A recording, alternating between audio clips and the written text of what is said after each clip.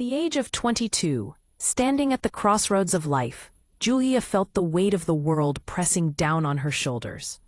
The sun dipped low in the sky, casting a warm golden glow that faded into the cool blue of twilight. All around her, young graduates were celebrating. But for Julia, the air was thick with uncertainty. She had just tossed her cap in the air, the thrill of graduation still echoing in her mind. But the reality of $45,000 in student loans loomed like a shadow. Her parents, always practical, reminded her daily of the safety of a stable 9-to-5 job. Yet deep within her heart, a burning voice whispered, "What if I build something of my own?" It was a moment that echoed through the lives of millions of young Americans, torn between the comfort of a secure paycheck and the tantalizing uncertainty of entrepreneurship. In those early months post-graduation, the allure of a steady paycheck felt like the right choice. She secured an entry-level job, earning a modest $50,000. Each Friday, as her paycheck hit her account, a sigh of relief washed over her. "At least I'm surviving," she would think, as she rented her small apartment, meticulously planned her grocery budget, and felt the small victories of adulthood. But Monday always rolled around, dragging her back into the mundane cycle. The fluorescent lights of her cubicle flickered above her as she stared at endless spreadsheets, her soul slowly draining away with each passing hour. Meanwhile, her friends were diving headfirst into their entrepreneurial dreams, some launching e-commerce stores, others building apps, while a few hustled with side gigs. They looked exhausted, but undeniably alive, radiating a vibrant energy that made Julia question her own choices. "Am I making a mistake?" she wondered, the unease stirring in her stomach. The journey of 20 years is shaped not by grand gestures, but by a series of micro-decisions. In year 1, she faced the decision of whether to accept overtime or invest that time in learning new skills like marketing and coding. Year 2 was no different. Save for retirement or take that savings and start a side hustle? With each passing year, the contrast between her life and that of her entrepreneurial friends became stark. By year 5, the steady job had secured her a promotion and a predictable salary, while her friend Alex had faced the harsh reality of failure twice, but was now tasting the sweet success of his third venture, finally turning a profit. The pain of entrepreneurship was raw and real. Julia watched as her friends poured their savings into projects that sometimes failed spectacularly. The stories of ramen noodle dinners and mocking comments from peers echoed in her mind. "You could have just worked a stable job," they'd say.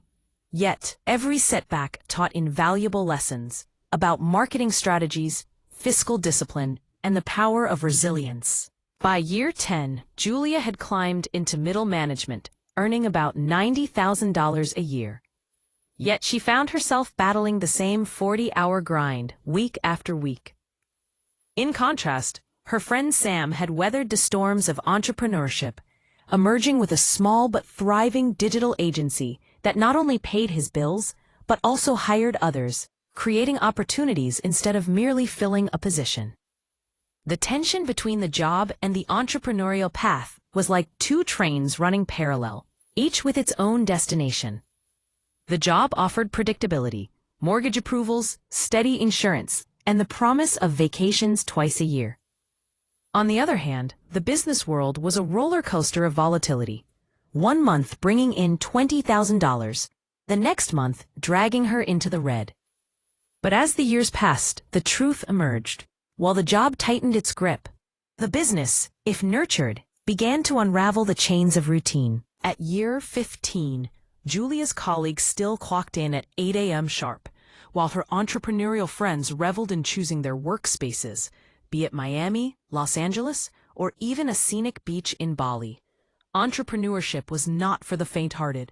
Along this 20-year path, betrayal from partners could shatter dreams, burnout from relentless work could dim the brightest aspirations, and shadows of doubt could loom large.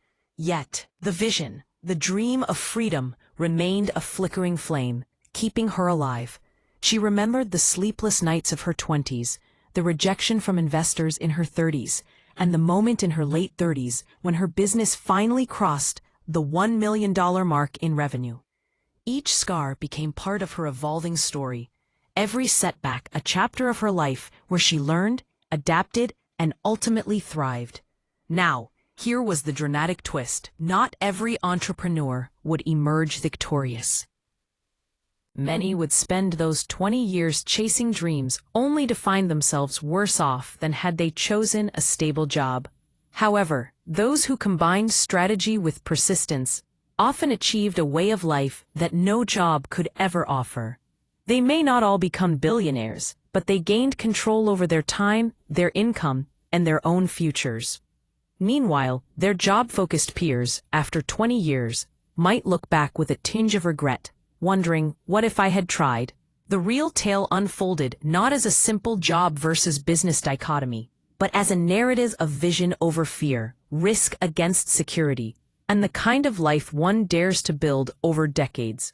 At 42, the reflection in the mirror would pose a haunting question. Did you live safe, or did you live free? 20 years later, as Julia gazed at her reflection, the story became crystal clear.